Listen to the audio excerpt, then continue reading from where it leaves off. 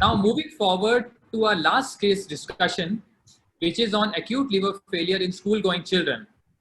As in our previous case discussions, the moderator of this session is Dr. Naresh Shanmugam.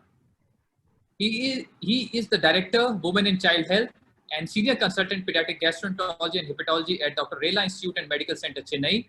He leads one of the world's foremost pediatric liver transplant programs, and his chief area of interests are in pediatric liver transplantation, intestinal rehabilitation, and liver transplantation and metabolic liver diseases. The panelists in this session are Dr. Smita Malhotra. She's a Senior Consultant Pediatric Gastroenterology and Hepatology at Apollo Hospitals, New Delhi. And as you can make out, her chief area of interest are pediatric liver transplantation and metabolic liver diseases. The second panelist of this session is Dr. Prashant Bashina. He is Senior Consultant Pediatric Gastroenterology and Hepatology at Rainbow Children's Hospital, Hyderabad. He has received extensive training in pediatric hepatology and gastroenterology in United Kingdom, and his chief area of interests are bilioatresia, IBD, and pediatric liver transplantation. Now I hand over the proceedings to the moderator of this session. Good afternoon, everyone. In this afternoon session, we now discuss acute liver failure in a school-going child. Now, this is a very difficult and devastating presentation for both parents and the treating pediatrician, and decisions have to be precise and quick. So we will have a quick overview of the common causes, presentations, and how should be our diagnostic and management approach in such a case. So our case we are discussing today is a 9-year-old girl. She presented with a very brief history, just 5 days of jaundice. The parents had noticed that she had been lethargic and increasingly feeling sleepy over the last 2 days. She also had some low-grade fever, and her appetite had been decreasing in the last 2 days. The antenatal, birth, and postnatal histories were essentially unremarkable. She was a healthy young girl with no significant past history. There are no prior episode of any jaundice, no prior episode of any bleeding disorders, any bleeding manifestations, no abdominal distensions, no altered sensorium. She never had any blood transfusion, no itching, no joint pains, no rash, no weight loss, and there was also no history of the intake of any over-the-counter medications, herbal or Ayurvedic medicines, and there was no history of any similar illness, jaundice or liver disease in the family. On examination, her weight was 24 kgs and height 133 centimeters. She was in grade 1 encephalopathy, afebrile, vital parameters were normal. She did not have any features of chronic liver disease. There was no clubbing, there was no striae, there was no marker suggestive of a chronic etiology. Abdomen was soft, there was just slight distension, no dilated veins over the abdomen, no free fluid. Liver span was 12 centimeters, but the liver was firm in consistency. Spleen was just palpable below the left costal margin. Now, with this history, what are we dealing with? Would you like to speak on that, Dr. Prashant? Yeah, thanks, Dr. Smita. See, with the acute presentation, such a catastrophic presentation of a school-going 9-year-old girl who was previously fit and well, on examination, you find that her growth is also reasonably well. However, I would like to see the centiles. And the progression from jaundice to sleepiness and encephalopathy was within 3 days, goes more in favor of acute liver failure.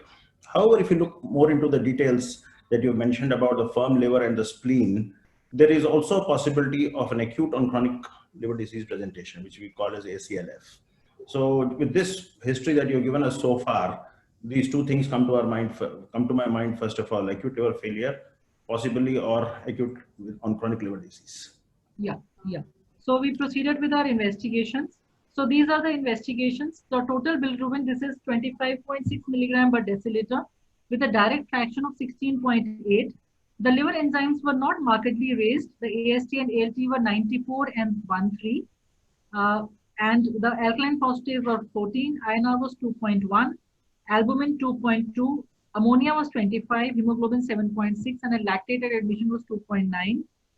In the evening reports, after she had received an injection of vitamin K, her total bilirubin was 27.6, direct bilirubin of 19.2, the liver enzymes 70 and 10, INR was 2.5, albumin 2.1, ammonia had increased from 25 to 75, and hemoglobin had further dropped to 5.1. I would request Dr. Naresh to please interpret this report. I think this child came with a very short history, 5 days, with a high bilirubin, and there is a significant unconjugated fraction as well. So I wonder there is an underlying element of hemolysis going on as well. There is evidence of synthetic failure with INR not able to correct with vitamin K. There is anemia. The alkaline phosphatase is very low, and the ratio of alkaline phosphatase bilirubin is looks less than 4. And even when you look at the transaminitis, there is not very high. And even the morning report to evening report, the bilirubin has gone up and the enzymes has come down. This is not a good sign at all, which means that liver is rapidly failing. Yeah. So would you like to define pediatric ALF, Dr. Prashant? Yeah, sure. See, the definition of pediatric acute liver failure has come through a long journey. If you look at the first definition of liver failure was given by Troy and Davidson over 40 years ago, where they mentioned that 8 weeks history encephalopathy. So encephalopathy was the cornerstone of definition in adults. But then the group at King's College, Georgina Miele-Vargani, who I was very fortunate to work with, and her group questioned this definition of including encephalopathy as the cornerstone, as the most important part of the definition, because in children who are less than 1 year, judging encephalopathy is very difficult. And also encephalopathy is a later onset in children compared to the adults. So they devised a definition in which the focus went away from encephalopathy. But still there were a lot of subjective things left in that definition. So that's why the PALF definition, the current definition, which is very objective, and there's very little scope to get confused in it. So it says hepatic-based coagulopathy with a PT of more than 15 seconds or INR of more than 1.5, which is not correctable by vitamin K with encephalopathy, or a PT of more than 20 seconds or an INR of more than 2, regardless of the presence or absence of encephalopathy. Then this should be of an acute onset, and there should be biochemical and clinical evidence of liver dysfunction. So this is the latest and the most acceptable definition of pediatric acute liver failure. Yeah, thank you, Dr. Prashant. Now this emphasizes the importance of INR, and this as referral centers, we have all seen that many times INR is one of the last tests to be done whenever people are dealing with children with jaundice. So the message should be that testing for an INR in any child who has this kind of presentation is very mandatory. Now, what would be the differentials that you would consider in such a scenario, Dr. Naresh? I think this is like an acute presentation.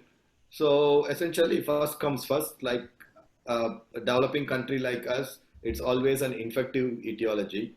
But also, we should not miss certain chronic disease, which can present acutely, like autoimmune liver disease and Wilson disease. And also sometimes people take native medicine, so that is still a possibility as well. But here, with the investigation, where there is a splenomegaly present and a very firm liver, I would look more in favor of some form of disease, a chronic disease which has presented more acutely, like an autoimmune hepatitis or a Wilson disease. So among the infective etiologies, what could be the common causes in this age group, Dr. Naresh? Usually this age group, it's hepatitis A and hepatitis E. And sometimes we have to be very careful that this hepatitis A and hepatitis E can trigger a chronic liver disease, somebody who is having underlying chronic liver disease like autoimmune hepatitis or Wilson. This disease can actually trigger liver failure. So when they come to you, and just if you see hepatitis A and hepatitis E and you are happy with it, you could sort of miss an underlying Wilson disease. Yeah. Yeah. So the further investigations revealed a low hemoglobin, a raised retic count, and an LDH. The DCT was negative. The G6PD was normal. So as a cause of hemolysis, the G6PD was normal. The viral markers A, B, C, and E were negative. The abdomen Doppler was very informative. It showed an enlarged nodular liver with mild ascites, and splenomegaly with few photosystemic collaterals. ANA was weakly positive. The anti-LKM, SMA, anti-LC1, SLA were negative. Ceruloplasmin was 15 and KF rings were not seen. So your comments here, Dr. Naresh. I think this is a very usual picture what we see. I think the first slide showed the hemoglobin low, retic count high.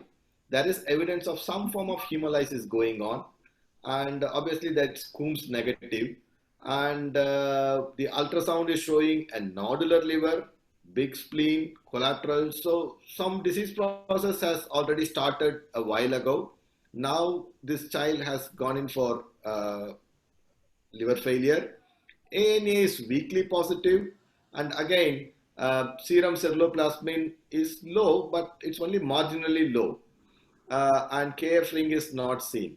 Still, there is a chance that it could be autoimmune or Wilson. I would favor more in form of Wilson disease in this case. Could it be seronegative autoimmune hepatitis? Still, it's positive. I think we need to investigate further to make sure what we are dealing with. Yeah. Seronegative autoimmune hepatitis, then again the hemolysis component also is there, no? Yeah. So you'll have to have GCT positive hemolysis also Yes. has to be there. There should be Yes, yes. So the autoimmune picture is- hemolytic anemia. Yeah, not fitting in with that. So Yeah. the pointers to etiological diagnosis which you have already mentioned, the Coombs negative hemolytic anemia, low alkaline phosphatase, decreased ceruloplasmin, modest rise in the aminotransferases. Again, if it is autoimmune hepatitis, we expect the enzymes to be much higher than this. And the pointers which were against were the ANA positivity, but even in the general population, some amount of weakly positive ANA can be seen. The ceruloplasmin moderately low only and Gulch right. Would you like to speak on these ratios, pointers favoring diagnosis of ALF due to Wilson's disease, Dr. Naresh? Yeah, essentially, I think there are certain formulas which came up showing certain ratios between the AST, ALT, and alkaline phosphatase. The Espagan, which tells about the hyperbilirubinemia, high bilirubin, and with low transaminases and very low alkaline phosphatase. And EASL guidelines tells about the alkaline phosphatase and bilirubin ratio, which is less than 4. And also the AST to ALT ratio more than 2.2. I think these are certain ratios which can help us pointing towards Wilson, but essentially we need to have a definitive diagnosis to pin them on. Yeah. Yeah, so they are basically, they just act as a guide. Just looking at the simple LFT can get you thinking, because the 24 hours copper will take time. The slit lab examination you need to shift. Sometimes the child is very sick, you may not be able to shift to the opthal OPD. So just looking at this can give you an idea, though the sensitivity in pediatric Wilson's disease ALF has not been very good. But still, if we get an LFT where the alkaline phosphatase is very low and the AST is higher, so it does get us thinking, because we all know that Wilson's disease ALF is a catastrophic illness. So how do we proceed to confirm the diagnosis, Dr. Naresh? Essentially, I think we are thinking more in terms of Wilson disease. I think in this condition, I would go ahead with estimating 24-hour urine copper, and also if needed, we can go with the penicillamine challenge as well. I think just to save the time. Otherwise, you collect the urine, wait for the report, and then doing penicillamine. We can do back to back because time is quite essential. Yeah. Looking like for this child, the urine copper is quite high. It has come as 1,700 micromoles per deciliters, which is quite high. Yes. And what is the value of urine copper? Just to add to what Dr. said, Yes, please go on, Dr. Prashant. So this was this study. This was the sometimes you get a child who already has renal failure set in, and collecting urine also might be challenging. Yeah. So it is a if already the child has oliguria, but if possible, we might. even that is challenging. That's why. Essentially, what I'm showing is a slide which shows that in liver disease, usually the copper excretion is high, and then but when it comes to Wilson disease, it is quite high, and also when you give penicillamine challenge, it goes up. And when you compare with the other disease like other form of chronic liver disease and autoimmune hepatitis, the levels are still quite low, but it can be slightly above the normal range. For our child, I think the copper level is more than 1700 micromole, which is more suggestive of Wilson disease. Yeah. So this was the challenges to, will you explain about the challenges, Dr. Naresh? Essentially, we give like 500 milligram of penicillamine 12 hours apart and collect the urine. And essentially, it has a sensitivity of 88% and specificity of 98%. So this is one of the non-invasive tests, which is quite helpful in diagnosing Wilson disease. Yeah, so as Dr. Prashant said that sometimes child may be oliguric, one may not have time to do the penicillin challenge test. What else can we do? Can we consider a biopsy, Dr. Prashant?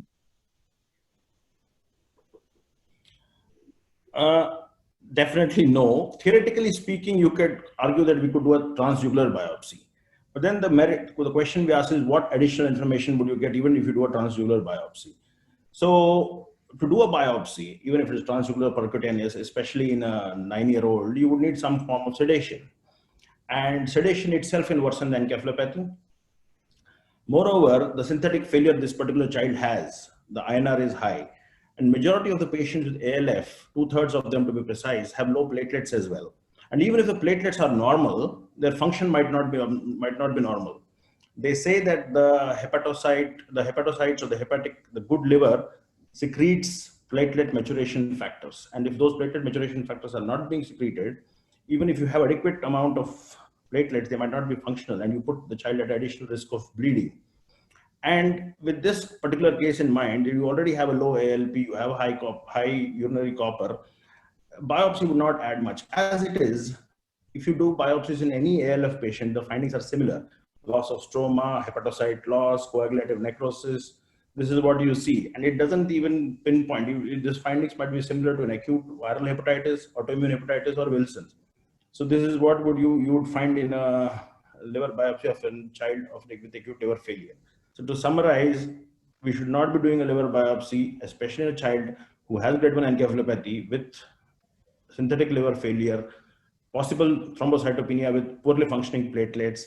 Definitely no, which might worsen the encephalopathy, and we would not gain anything additional by doing it. Yeah, then there are other limitations as well. Transjugular, we may not get adequate tissue. For Wilson's, we need a good amount of tissue. Sometimes we even if we do a transjugular one, we may not get that much of tissue. And moreover, copper deposits can be patchy. So we may still be left with no definitive answers and increased morbidity. So yeah, so we agree that we do not wish to do a biopsy here, and otherwise also our information is quite conclusively pointing towards Wilson's disease. So you've already described this liver biopsy, why we've already discussed this. Now, we have seen here that this child presented with a very short history with no features of chronic liver disease apart from a firmish liver. So with a 5-day history, the definition, we would think this is pediatric ALF. It fits very well in that. But we have diagnosed an underlying CLD, that is Wilson's disease, in this child. This is quite a common scenario in our country and in other parts of the world as well. So CLD presenting as ALF in India, we have seen that the most common CLD which presents as ALF is Wilson's disease, constituting almost 40 to 50% in most series. And the second is autoimmune disease, which constitutes about 1/3 in most of the series. These are the two conditions which are most likely. Then cryptogenic cirrhosis, yes, that too is one possibility. And the acute precipitator is hepatotropic viral insult most of the times. As Dr. Naresh had earlier said, hepatitis A and hepatitis E are the most common precipitators of ACLF in our country. And because of this CLD presenting as ALF, the concept of acute or chronic liver failure is being increasingly propagated. And there are lots of, almost 10 definitions of ACLF now, but the partial definition is very common, I think simple to remember and very, very widely accepted, where any child who comes with an acute hepatic insult manifested with coagulopathy, INR more than 1.5 and a bilirubin more than 5. And that child ends up with ascites or encephalopathy in the next 4 weeks. So that means we are dealing with an acute on chronic liver failure, like it is in this case. And this is a syndrome which is very important to pick up early, because this is a syndrome which has a intense systemic inflammatory response syndrome, and the initial time window of 1 week has been shown to be the most crucial, where you can act and try to salvage the child. So day 2, this child showed hemoglobin of 5.2. So that means the intravascular hemolysis component is further propagating, it is further worsening. The child developed a cocoa-colored urine and also went into grade 2 encephalopathy, and his INR was 4.8, not corrected by vitamin K. So what are the indications for liver transplantation in ALF, Dr. Naresh? Indications for liver transplant, I think there are several indications in adults. I think for pediatric group, I think it's very simple. For non-acetaminophen or non-paracetamol poisoning, an INR of more than 4 or a factor 5 less than 30% is an indication for liver transplant. So I think INR is easy to do and factor 5 is cumbersome. So for all practical purpose, we use INR as a surrogate marker for need of liver transplantation. So once they touch 4, I think definitely encephalopathy would set in and they would require transplant. For paracetamol poisoning, we have a separate adult criteria with INR of 6.5, and then there is a pH should be less than 7.3, creatinine more than 300. I think we have that criteria applies. And for acute fulminant Wilson, there is a special score that helps to pinpoint these children who require liver transplantation. Because many times when you see Wilson disease, people think starting medical management will be helpful. But in acute fulminant Wilson, these children would require transplant. Okay, so this is the new Wilson index score, which includes 5 parameters. That is the bilirubin, INR, AST, TLC, and albumin. So this is easily available on the net, and any child who presents with acute severe Wilson should have this scoring done on a day-to-day basis. So the goals in the evaluation of children with ALF are to determine the etiology of the liver failure. This could have an impact on the treatment and prognosis, need for transfer to a liver transplant center if necessary. Especially important in Wilson's and autoimmune hepatitis, both of these conditions are known to have almost 100% mortality without a transplant when they present as ALF. The goals would be to provide hepatic support till the child recovers spontaneously or has a liver transplant, to anticipate and prevent complications. These complications include hepatic encephalopathy, cerebral edema, sepsis, GI bleed, renal failure, multi-organ failure. So how would you like to stabilize this child while this child is being prepared for a transplant or referral to a transplant unit? Dr. Prashant. See, these children are extremely challenging to manage, and they should be ideally managed in an ICU setting, that to a trained ICU with skilled personnel who have plenty of experience in managing such complex children. These children have already, this particular child, in particular the child we are discussing, and ALF, most of them have hepatic encephalopathy and raised ICP. So putting the child in a very quiet environment, not giving too many painful stimuli would also help the fluctuations in ICP. Then there's a lot of talk about putting bolts and monitoring ICP invisibly, but we have come to a conclusion that it doesn't add much to the management of hepatic encephalopathy and ICP. There are some measures that we can do, like mannitol, keeping selective head cooling 32 to 35 degrees, then getting hypernatremia to 145 to around 150, PCO2 between 4 to 4.5 kilopascals. So these are a few neuroprotective measures that we can do to stabilize the child. Then these children are at an excessive risk of getting infections. So this is one of the indications where we can use prophylactic antibiotics and antifungals. Various studies have shown that 60% to 70% of children die because of some form of sepsis. And using antibiotics and antifungals have reduced the culture positive sepsis from 60% to 30%, almost half. Then achieving euglycemia and euvolemia. Easier said than done, but these are also factors which can precipitate the encephalopathy. So we try our best to get good glucose and volume levels. Then these children also have a lot of issues with kidney. So 15% of children with ALF have some renal issues, more so with the toxin or the paracetamol group. They almost require, 70% of them require CVVH, whereas the other group, which is the non-toxin, almost 30% will require CVVH. And there will be a lot of electrolyte imbalances which need to be corrected, especially hypokalemia. And then there comes a thing called plasmapheresis, hemodialysis, and MARS. See, part of the pathophysiology which we think of ALF is contributed by toxins, pro-inflammatory cytokines in the circulation. And this has, over the last 30 years, forced scientists, clinicians to devise techniques to cleanse the system of these toxins or the pro-inflammatory cytokines. One of which is plasmapheresis, hemodialysis, and MARS. Could you move the slides, Dr. Smita?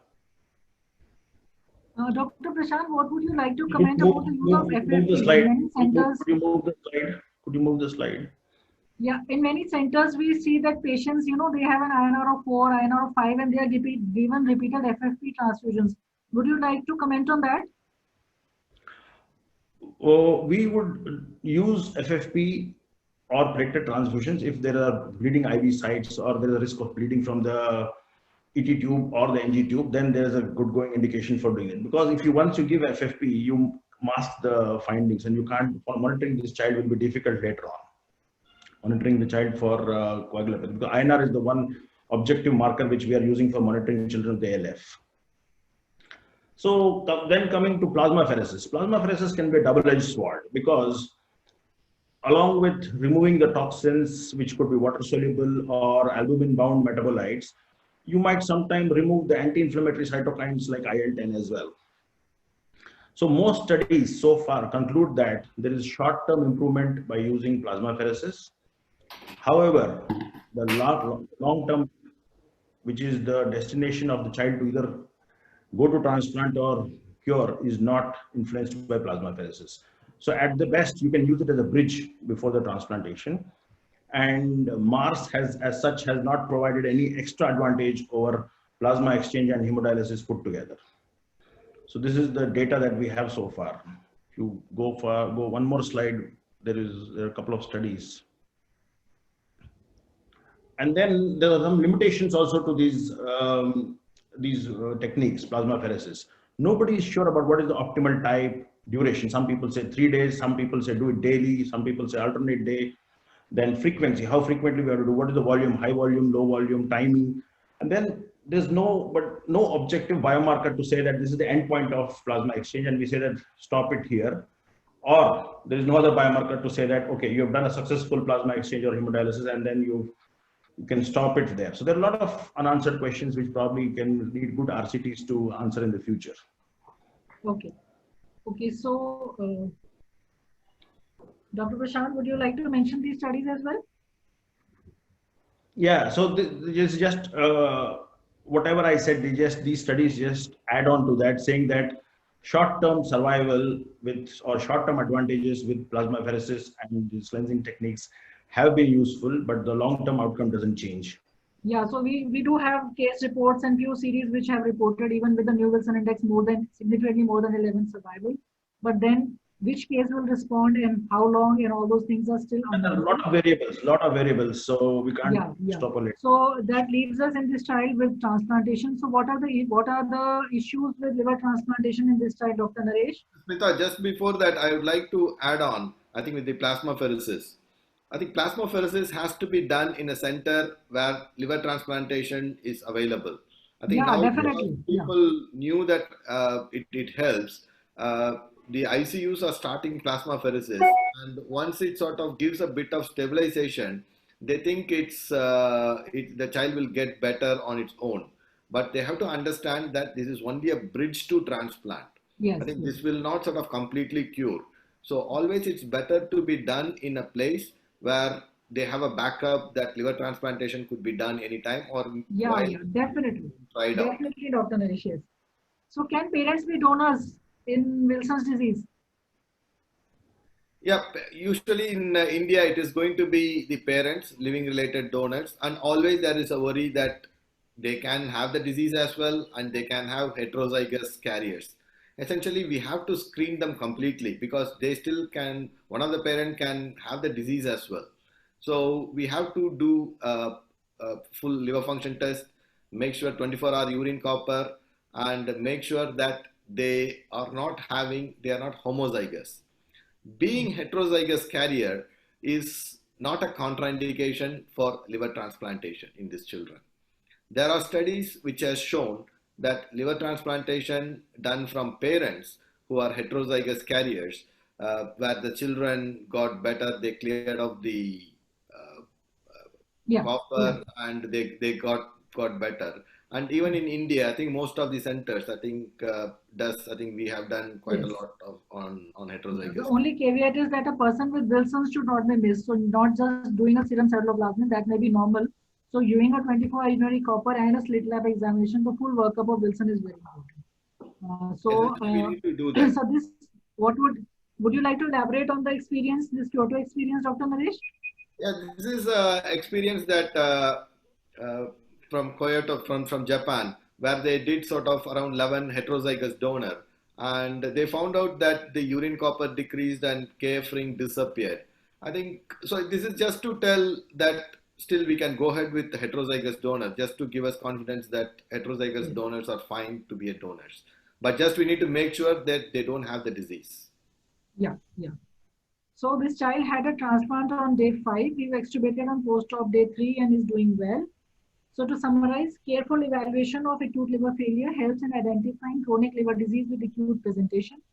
Diagnosis might be confusing, stabilization is essential, and where there is a very high mortality in permanent presentation of Wilson's disease unless transplanted, and the child should be referred to a transplant center as early as possible before the child reaches of the stage where he gets into multi-organ failure and is not transplantable. Thank you.